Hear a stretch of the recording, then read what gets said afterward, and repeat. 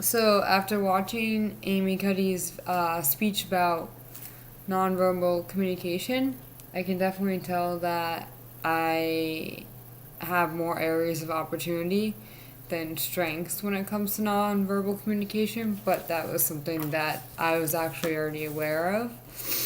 Um,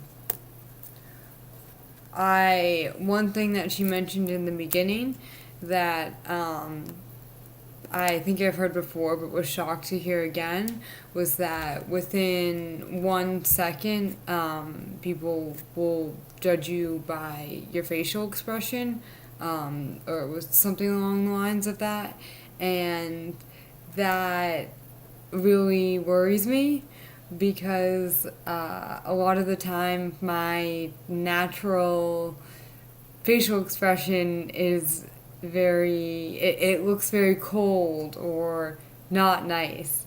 So that I know that that's something that I need to work on. One of my strengths that is something I've made a conscious effort to work on is to not fidget as much. And that wasn't something that she brought up in the video, but it was something that was an area of opportunity for me to work on. And I did, I have worked on it a lot in the past so that when I am in a job interview or when I am in a meeting, I'm not constantly fidgeting, playing with my hair, flicking my pen around, just making unnecessary movements because, as she mentioned, especially one thing that I actually still do a lot, I'm going to stop doing it, is the touching the neck. That's one of the things that I still do. That's kind of I would consider fidgety. And I didn't realize that it really comes across, I guess, as maybe insecure.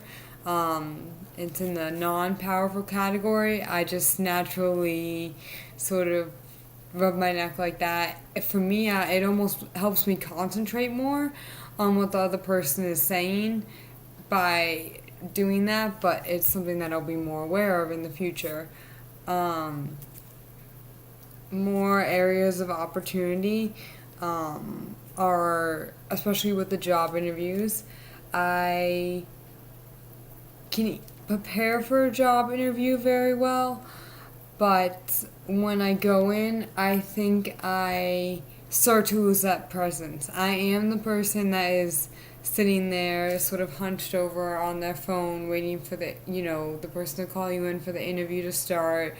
I can easily talk about my background and my experience, but then when it comes to those questions beyond that are more into the future, that's where I think then my body language tends to show that I'm starting to get really insecure because I have a hard time communicating um, what some of the answers to the questions that they might be asking me in a job interview.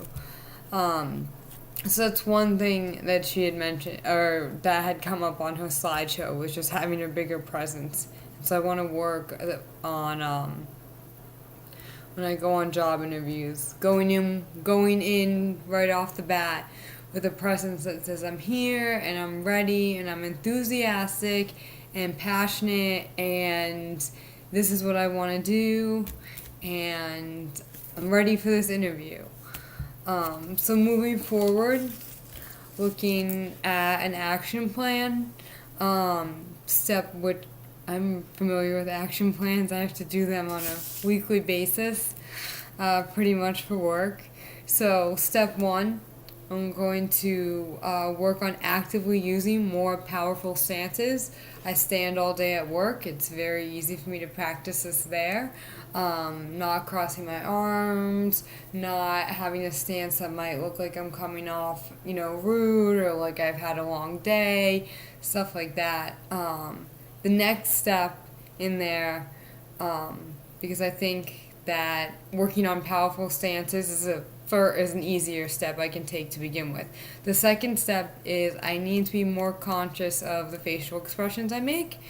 That's going to be a little bit harder for me because I just don't realize that I'm making a face that is coming across as cold or not nice, or unfriendly. And finally, I just want to pull it all together and on a daily basis go out into the world and come off as a strong presence. Whether it's verbal or nonverbal communication, I want to, especially with the nonverbal communication though, I want to show that I'm confident, I'm powerful, I'm ready for the day, I can take on anything, I'm competent, and I am definitely right now, I'm definitely in the fake it till you make it or fake it till you become it mode when it comes to that. But I know that's something that I can work on. And